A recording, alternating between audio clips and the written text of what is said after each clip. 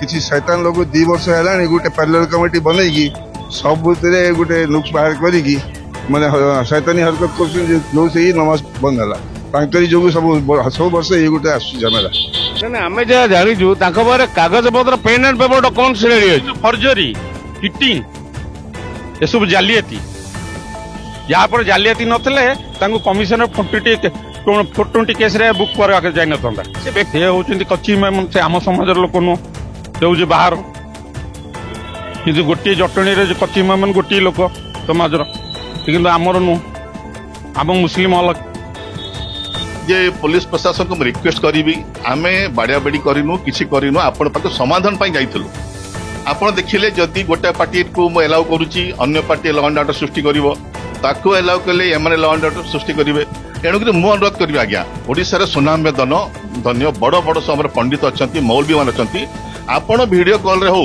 बा फोन रे ताको पचारंतु मो सामने रे दीटा दल बसिचंती ये दल को ये नमाज पढ़ेबो से दल को से नमाज पढ़ेबो who is a suitable person to perform this सलात से जहां हमर बड़ पंडित ओडिशा रे बड़ पंडित कहिदेबे कि जी नमाज पढ़ेबो ता सपक्ष रे अपन राय दियंतु एवं आम मान को ईदगाह रु महरूम करंतु नहीं हम ईदगाह जाई परलो नहीं एक कंदल रे 2024 जाई परलो नहीं 2025 जाई परलो नहीं इस्लाम आमर जो वार्ता दउची भाईचारा से भाईचारा वार्ता को आमे निजे ही पालन करि पालु से मो बहुत दुखित आमर वर्ष को कम से कम ईदगाह रे नमाज पाठटा हेई पारु प्रशासन एपटे दृष्टि दियंतु ऊपर वाला को विनती करछि आपण मानको जरिया से कि कौन सी प्रकार ये जो डिस्टर्बेंस समाधान करे आपण माने भी आगु आसतु मीडिया वाला आ प्रशासन भी आमको साहाय्य करू कि आउ भविष्य रे बढ़िया न हो समस्ते मिलमिशी रुहंतु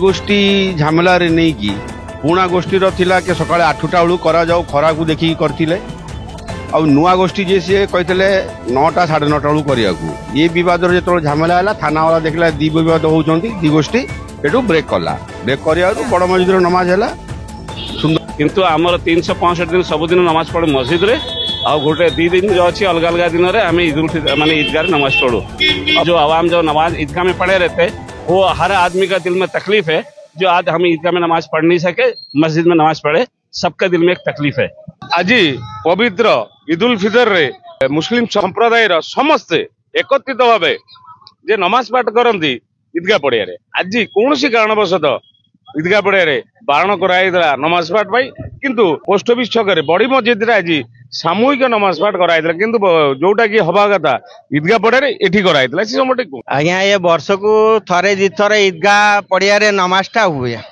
भाईचारा हिसाब रे सबु जटणी हिंदू मुस्लिम सब भाई भाई होगी गोटे खुशी भरा मासक जाक उपास कला पर खुशी भरा जिनस हुए कौन सी कारणवश प्रशासन मना कले कि ना ये ईदगाह नमाज हेनी आमरी गोष्ठी मानक सामूहिक किसी मनांतर होगी जोटी की बड़ी मस्जिद है कंजेस्टेड होगी सेटा से खुशी न मिलला जी खुशी ईदगाह पड़ते होता ऊपर वाला अल्लाह को विनती करजु शेख अब्दुल करीम कहूँ कि ये समस्ते मिलमिशी रुहतु आमर वर्ष को कम से कम ईदगाह नमाज पाठटा हो पारु प्रशासन एपटे दृष्टि दियंतु एति कहमु आज्ञा गोटे भावावेग सहित कहले जे नमाज पाठ ताकर जो अच्छी रीतिनीति हिसाब से शुक्रवार न मस्जिद नमाज पाठ करन किंतु सामूहिक भाव में नमाज पाठ वर्ष को 2 थर करती ईद उल जुहा और ईद उल फितर जोड़े दिन ईदगाह पड़िया सामूहिक नमाज पाठ हुए किंतु एथरक कौन सी कारणवश प्रशासन बंद कर से दृष्टिकोण बड़ी मस्जिद किंतु भावावेग सहित आमको कहते भगवान चाहतु जे आउ ए विशृंखला न हो आम समते एकजुट भाईचारा नमाज पाठ से ईदगाह पड़े प्रत्येक वर्ष यहाँ हूँ बड़ मस्जिद माने यहाँ मरकज जटणी मरकज एठी भी हुए नमाज ईदगाह हुए छोट मस्जिद हुए बहुत भिन्न भिन्न जगार हुए दी गोष्ठी झमेला रे नहीं की पुणा गोष्ठी थिला के सकाळे 8टा बेलू करा जाऊ खरा को देखी करथिले आ नुआ गोष्ठी जे से कहथिले 9टा 9:30 बेलू करिया को ये विवाद रे जेतो झमेला हला थाना वाला देखला दी विवाद होउचंती दी गोष्ठी एटू ब्रेक कला ब्रेक करिया बड़ मस्जिद रे नमाज हला सुंदर भाव में हला କିଛି ଅସୁବିଧା ନାହିଁ। ये तो छोटिया जगह इतने संख्यक लोक ଉପରେ ଗୋଟେ ପ୍ଲେସ୍ ବନା ହେଇଛି, ତା ଉପରେ ଗୋଟେ ପ୍ଲେସ୍ ବନା ହେଇଛି ସ୍ୱତନ୍ତ୍ର ହେଲା। ଏଥରକ ନାଇଜର IIT ତାପରେ ସବୁ ସେଞ୍ଚୁରିଆନ ସବୁ ପିଲା ଗୁଡା ଭର୍ତ୍ତି ଥିଲେ। ୱେଷ୍ଟବେଙ୍ଗଲର ମ୍ୟାକ୍ସିମମ୍ ଲୋକ ଥିଲେ ଏଇଠି। ନମାଜ ଭଲ କରି ହେଲା, କାହାର କିଛି ଅସୁବିଧା ହେଇନି, ସୁନ୍ଦର କରି ପାଠ ହେଲା। ଆପଣଙ୍କର ନମାଜ ପାଠ ଯୋଉ ଏଇ ଯୋଉ ପର୍ବ ଦିନ ମାନଙ୍କରେ ଯୋଉ ଯୋଡେ ଦିନ ସେଟା ସାମୂହିକ ନମାଜ ପାଠ ଇଦଗା ପଡିଆରେ ହୁଏ, କିନ୍ତୁ ମସଜିଦରେ ତ ଆପଣ ନମାଜ ପାଠ ସବୁବେଳେ ପାଇ ଅଫଜଲ ହୁଏ। ଇଦଗା ପଡିଆରେ ମାନେ ଖୋଲା ଆକାଶ ତଳେ ପଡିଆ କଥା, ଯେହେତୁ ସେ ବର୍ଷ ଟିକେ ଡିଷ୍ଟର୍ବାନ୍ସ ହବା ଯୋଗୁଁ ଇଦଗା ପଡିଆରେ ବନ୍ଦ ହେଇଛି, ଏଇଠି କରାଗଲା ଆଉ କଣ। ସେ ସମ୍ପର୍କରେ ଆପଣଙ୍କ ସୋସାଇଟି ପାଇଁ କଣ ବାର୍ତ୍ତା ଦେବେ? ଏଇନା ଯୋଉ ହବାର ଅଛି ନା ସୋସାଇଟି ସମସ୍ତେ ମିଳିମିଶିକି ଚଳିଲେ, ପାଞ୍ଚ ଆଙ୍ଗୁଠି ଏକ ହେଲେ ହିଁ ହାତ ହୁଏ। ପାଞ୍ଚ ଆଙ୍ଗୁଠି ଯଦି ଅଲଗା ହେଇଯାଏ ସେଟା ହାତ ହୁଏନି, ଭାଙ୍ଗିଯିବ ଆଉ କଣ। ସମସ୍ତଙ୍କୁ ମିଶିକି ରହିବା କଥା, ଏକଜୁଟ। ଏଇନା ଇଦ୍ ପରେ ଗୋଟେ ମିଟିଂ ହବାର ଅଛି। ମିଟିଂ ହେଲା ପରେ ସମସ୍ତେ, ମୋର ଆଶା ହଉଛି କି ସମସ୍ତେ ମିଳିମିଶି ଚଳିବେ। ପ୍ରଥମ ଗୋଷ୍ଠୀ କଣ, ପ୍ରଥମ ଯୋଉ ପୁରୁଣା 60-70 ବର୍ଷର ଯୋଉ କମିଟିଟା ଅଛି, ସେ କମିଟି ଗୋଟେ ରହିଛି। ବର୍ତ୍ତମାନ ନୂଆ 10 କମିଟିରେ ସେ ପୁରୁଣା କମିଟିରେ କୋଉମାନେ ଅଛି? ପୁରୁଣା କମିଟିରେ ଜାଫର ନୁର ଅଛନ୍ତି ପ୍ରେସିଡେଣ୍ଟ। ସେ କବ୍ରସ୍ତାନ ଇଦଗାର ଥିଲେ, ତାପରେ ମସଜିଦ ବଡ ମସଜିଦରେ ଥିଲେ, ସାନ ମସଜିଦ ଥିଲେ। ବର୍ତ୍ତମାନ ସାନ ମସଜିଦକୁ ଅକବୋର୍ଡ ନେଇଗଲା, ଅକବୋର୍ଡ ଥ୍ରୁରେ ଗଲା ସେଇଟା। ଏଇ ଡିଷ୍ଟର୍ବାନ୍ସ କରୁଛନ୍ତି କିଛି ଗୋଟେ ଅସାମାଜିକ ବ୍ୟକ୍ତି ମଝିରେ ପଶିକି ଡିଷ୍ଟର୍ବାନ୍ସ କରୁଛନ୍ତି, ଆଉ କିଛି ନାହିଁ। ଆଗରୁ ଆମର 15 ବର୍ଷ ଆମ ବାପା ଆମ ଜେଜେ ହରିକା ସେଠି ପାଠ ପଢୁଥିଲେ, କାହାର କିଛି ଅସୁବିଧା ହଉନଥିଲା। ଏଇ ନ୍ୟୁ ଜେନେରେସନ ଯୋଉ ଏଇ ସବୁ କାମ କରୁଛନ୍ତି ପ୍ରଶାସନ। ଅସାମାଜିକ ବ୍ୟକ୍ତି ଯୋଉ ଆପଣ ବି ଜାଣିଛନ୍ତି, ଆମେ ବି ଜଣେ ଦିନ ପଚାରିଲୁ, ସିଏ ବି ସେଇ ମତ ଦଉଛି। ଅସାମାଜିକ ବ୍ୟକ୍ତି ଆ ଭିତରେ କିଏ ଆସିଲେ? ଅଛନ୍ତି ନୂଆ ନୂଆ ଲୋକ ଯୋଉମାନେ ଆସିକି ସ୍ଥାୟୀ ଭାଇ ହେଇଛନ୍ତି ଏଇଠି, ସେମାନେ ନୂଆ ନୂଆ ରୁଲ ନୂଆ ନୂଆ ଆଇନ ଦେଖାଉଛନ୍ତି। ସେଇଟା କୁଆଡେ ହବ? 60-70 ବର୍ଷରୁ ଗୋଟେ ଜଣ ମାଟି ହାଣ୍ଡିଆ ଧରିକି ଛିଡା ହେଇଛି, ତା ହାତରୁ ଜଣକୁ ଆଉ ଜଣଙ୍କୁ দিয়ে ଦିଆଯାଏ, ସେ ତ ଭାଙ୍ଗିଦବ। ଆମେ ତାକୁ 60-70 ବର୍ଷ ପୁରୁଣା କମିଟିକୁ ଆମେ ସପୋର୍ଟ ଦଉଛୁ। ଆଜିର ଯୋଉ ବିଶୃଙ୍ଖଳା ହେଲା, ସେ ବିଶୃଙ୍ଖଳା ପ୍ରଶମିତ କରିବା ପାଇଁ ଆପଣ ସମାଜ ପାଇଁ କଣ ବାର୍ତ୍ତା ରଖିବେ? ଦେଖ, ଇସଲାମ ଆମର ଯୋଉ ବାର୍ତ୍ତା ଦଉଛି ଭାଇଚାରାର, ସେ ଭାଇଚାରା ବାର୍ତ୍ତାକୁ ଆମେ ନିଜେ ହିଁ ପାଳନ କରିପାରିଲୁନି। ସେଥିପାଇଁ ମୁଁ ବହୁତ ଦୁଃଖିତ। ଜଟଣୀବାସୀ ଆମେ ନିଜେ ମୁସଲିମ ଭାଇ ହେଇକି ଆମେ ଏକୁଟିଆ ହେଲୁନି, ତ ସମସ୍ତଙ୍କୁ ଭାଇ ଭାଇ ହେଇକି ଚଳିବା କେମିତିଆ? ମୁଁ ଚାହୁଁଛି ଉପରବାଲାକୁ ବିନତି କରୁଛି, ଆପଣମାନଙ୍କ ଜରିଆ ସେ କି କୌଣସି ପ୍ରକାରରେ ଏଇ ଯୋଉ ଡିଷ୍ଟର୍ବାନ୍ସ ଅଛି ଏଇଟାକୁ ସମାଧାନ କରେଇବା। ଆପଣମାନେ ବି ଆଗକୁ ଆସନ୍ତୁ, ମିଡ଼ିଆ ବାଲା ଆଉ ପ୍ରଶାସନ ବି ଆମକୁ ସାହାଯ୍ୟ କରୁ କି ଆଉ ଭବିଷ୍ୟତରେ ଏଭଳିଆ ନ ହଉ, ସମସ୍ତେ ମିଳିମିଶି ରୁହନ୍ତୁ। ଆମର କାହା ମନରେ ଦୋଷାନି। ହଁ, ମନମାଳିନ ହୁଏ, ଘରେ ଘରେ ବି ହୁଏ, ବାହାରେ ବାହାରେ ବି ହୁଏ। ସେ ମନମାଳିନଟାକୁ ଏତେ ଜୋରସୋରରେ କରି ଗୋଟେ ସାମୂହିକ ଇଦଗାହ ନମାଜଟାକୁ ବନ୍ଦ କରିଦେବାଟା ମୋ ମତରେ ଏଇଟା ଭଲ ଲାଗିଲାନି। ଗୋଟେ ବଢିଆ ଜିନିଷ କହିଲେ ଯେ ଯାହା ହଉ ଯୋଉ ପ୍ରତ୍ୟେକ ଘରେ କଳି ବାଦ ବିବାଦ ମତାନ୍ତର ରହିଛି, କିନ୍ତୁ ମନାନ୍ତର ନ ହଉ, ସାମୂହିକ ନମାଜ ପାଠ କରାଯାଉ। ସିଏ ବି ଆଲ୍ଲାହଙ୍କୁ କବୁଲ କରୁଛନ୍ତି ଯେ ଆଲ୍ଲାହ ସେମାନଙ୍କୁ ଆଶୀର୍ବାଦ କରନ୍ତୁ। ସମସ୍ତେ ଏକ ମନ, ଏକ ସ୍ୱର, ଏକ ଭାଇଚାରାରେ ସାମୂହିକ ନମାଜ ପାଠ ହଉ। ଆଜ୍ଞା, ମୁଁ ଅଛି ମୋହାମ୍ମଦ ଜାଫର ନୁର, ମୁତୱାଲି ବଡି ମସଜିଦ ଜଟଣୀ। ଆଉ ଇଦଗାରେ ଆଜି ନମାଜ ହେଇପାରିଲାନି। ଆଜି ଯାହା ବଡ ମସଜିଦ ବହୁତ ଶାନ୍ତିରେ ଅମନରେ ସବୁ ମିଶିକି ଆମେ ନମାଜ ପଢିଲୁ। ଇଦ୍ ବି ଭଲରେ ଆମେ ଇଏ କଲୁ, ମିଶାମିଶି ହେଲୁ ସମସ୍ତେ। ବଡି ମସଜିଦ ଆପଣଙ୍କର ବର୍ଷକୁ ସବୁବେଳେ ନମାଜ ପାଠଟା ମସଜିଦ ମାନଙ୍କରେ ହୁଏ। ଆଜି ଯୋଡ଼ିଏ ଦିନ ଯିଏକି ଆପଣଙ୍କ ସମାଜରେ ଯେ ଖୋଲା ଆକାଶ ତଳେ ଇଦଗା ପଡିଆ ଭିତରେ ମାନେ ସମସ୍ତେ ଏକଜୁଟ ହେଇକି କରନ୍ତି, ଆଜି କଣ ହେଇଥିଲା ଯେ ସେଠି ପ୍ରଶାସନ ବନ୍ଦ କଲା, ଆପଣ ମାନେ କରିବାକୁ ବାଧ୍ୟ ହେଲା। କିଛି ଶୈତାନ ଲୋକ 2 ବର୍ଷ ହେଲାଣି ଗୋଟେ ପ୍ୟାନେଲ କମିଟି ବନେଇକି ସବୁଥିରେ ଗୋଟେ ନୁକ୍ସ ବାହାର କରିକି ମାନେ ଶୈତାନୀ ହରକତ କରୁଛନ୍ତି, ଯୋଉ ସେଇ ନମାଜ ବନ୍ଦ ହେଲା। ତାଙ୍କରି ଯୋଗୁଁ ସବୁ ବର୍ଷ ଏଇ ଗୋଟେ ଆସୁଛି ଝାମେଲା।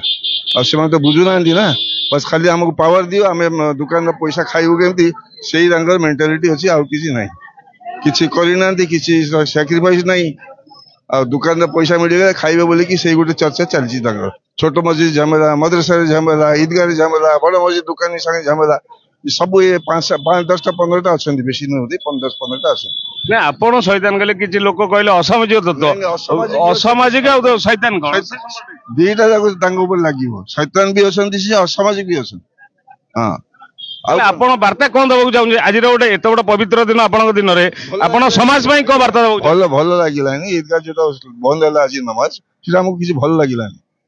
ସେଟା ହବାର ନଥିଲା, କିନ୍ତୁ ହେଲା, କଣ କରିବା। ଆଗାମୀ ଦିନରେ ଏଇ ଜିନିଷଟା ପ୍ରଶମିତ ହବା ପାଇଁ କଣ ବାର୍ତ୍ତା ଦେବେ? ଆମେ ବସିବା, ପୁରା ଜଟଣୀ ଆୱାମ ବସିବା ପରେ ଆମେ ଯାହା ଗୋଟେ ଫାଇନାଲ ଡିସିସନ ନବୁ, ତାକୁ କେମିତି ୱାନ୍ ସାଇଡ କରି ଫୋପାଡ଼ି ଦେବା ତାକୁ। ଆଉ ଫ୍ୟୁଚରରେ ସେ ଯେମିତି ଆସିକି ଆଉ ମୁଣ୍ଡ ଖେଳେଇ ପାରିବି, ଏତିକି ଅଛି ଆମର। ମୋ ନାମ ହଉଛି ଏମଡି ମାବୁଦ୍ଦିନ ଖାନ। आमर सबुठ बहुत बड़ दिन गोटे अच्छी 365 दिन जो अच्छी आम मस्जिद नमाज पढ़ू वर्षे दी थर गोटे ईदगाह ईद उल फितर गोटे ईद उल जुहा दी थर अच्छी माने 2 मास डिफरेन्स हुए जो कि आम ईदगाह नमाज पढ़ू और किसी मस्जिद अच्छी से मस्जिद भी नमाज पढ़ती किंतु आमर 365 दिन सबुदिन नमाज पढ़ू मस्जिद रे आ गोटे 2 दिन जो अच्छी अलग अलग दिन में आम ईद उल फितर माने ईदगाह नमाज पढ़ू और प्राय जे जुआड़े रहती आम सागुस्ती नमाज पढ़े घर आम घर को हिंदू भाई जाती हिंदू भाई घर को आम भी जातु धर्म जो आपण भाईचारे जटणी भाईचारा सहर आपण तो भाईचारे हिंदू मुस्लिम भाई भाई एटी किंतु आज बड़ एत बड़ दिन में सामूहिक नमाज पाठ आपण समाज रे करि पाइले आज करें कि 5टा लोक स्वतंत्र जन 5टा लोक को विशृंखला जो कि 5टा लोक माने पर्टिकुलर विशृंखला ठीक टाइम रे कले जो कि आमर ऑलरेडी माने पीसीआर बैंक तरफ थाना प्रशासन तरफ आमको दिया कमिटी वाला दिया कमिटी पूरा ऑटो बुले सब ये कर देथिले कि 8टा नमाज हो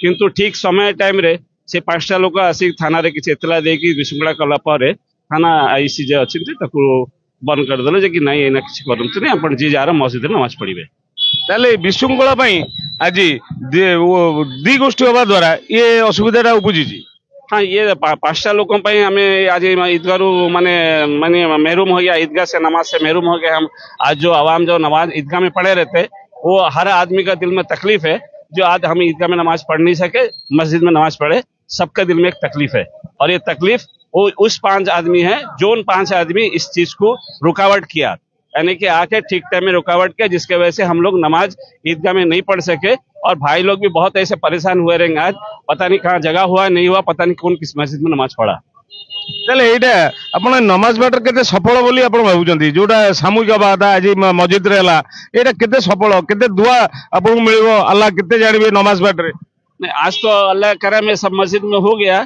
ऐसा बात नहीं है और लेकिन यही है एक जगह में जो बहुत सारा लोग जो आके एक जगह में होते थे वो चीज थोड़ा उससे हट गया यानी अलग अलग मस्जिद माने 7 मस्जिद 6 मस्जिद है 6 मस्जिद में अलग अलग से हो गया तो ये चीज जो अगर ज्यादा से ज्यादा आदमी वहां होता है तो उसका एक तो मोहब्बत उसका जो एक सबसे मिलना जुलना होता है उससे हम महरूम हो गए यानी उससे हम वंचित हो गए तो ये बहुत बड़ा हमको तकलीफ हुआ हमको नहीं हमारे जटनी के जितने भाई लोग उनको तकलीफ हुआ यहाँ तक कि हमारे जो गैर भाई भी आते थे मिलने के लिए वो भी आज नहीं मिल पा रहे क्योंकि ईदगाह प्रशासन की तरफ से मना किया गया है कि आज उधर नहीं करो कोई ये न हो लाइन ऑर्डर सुसिशन ना हो आपण वार्ता देबो आपण समाज को चाहबे आगामी दिन एकत्र होबा पई वार्ता कोन देबे वार्ता है कि आम मिल मिसे केमते पुणी आगो को जो अच्छी पके नमाज पढ़े चेष्टा करू मु गुफरांसरी मो घर कुदियरी जण मु जटणी बासिंदा आज से ईदगाह पड़े सामूहिक नमाज पाठटा कहीं बंद रही किसी असामाजिक व्यक्ति नियम नमाज पाठ बंद होती असामाजिक व्यक्ति निश्चय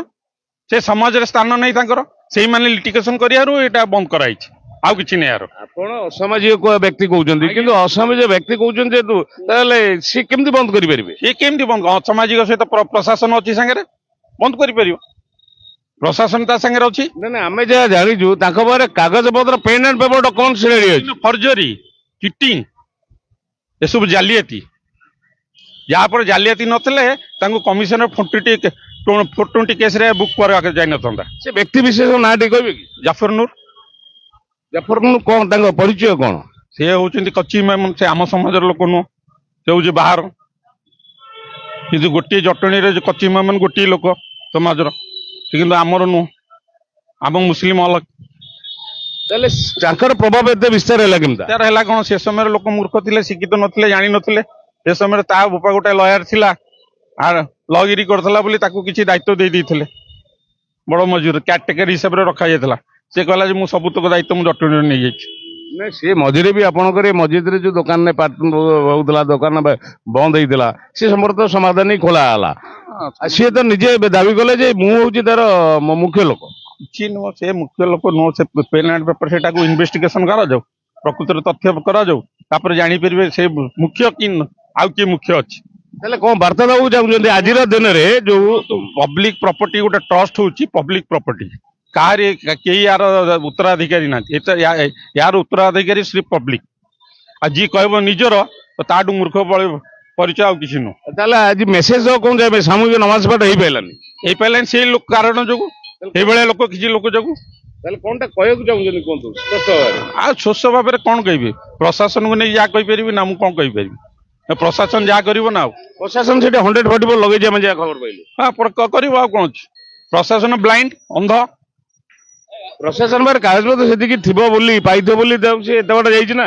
ଦେଖିକି କରୁଥିବ ଆଉ କଣ ଅଛି? ସବୁ ଯାହା ହଉଛି ଜାଲିଆତି। ତାର ପ୍ରକୃତରେ ଇନଭେଷ୍ଟିଗେସନ କରାଯାଉ, ପ୍ରକୃତରେ ତଥ୍ୟ କଣ ଅଛି ସେ ଲୋକ ଜାଣନ୍ତୁ। ମୁଁ ମହମ୍ମଦ ହନିଫ। ଏଇଟା 2024ରେ ମଧ୍ୟ ଏମିତି ସେମ୍ ଇସ୍ୟୁ ହେଇଥିଲା। ଦିଟା ଦଳ ଯାଇଥିଲେ ଥାନାକୁ। ସେ ଦଳ କହିଲେ ଇଏ ନମାଜ ପଢେଇବେ, ଏ ଦଳ କହିଲେ ସେ ନମାଜ ପଢେଇବେ, କିନ୍ତୁ ଡିସିସନ ହେଇପାରିଲା ନାହିଁ। ଇଭିନ୍ ଜଣେ IPS ରାଙ୍କର ଅଫିସର ମଧ୍ୟ ଆସିଥିଲେ।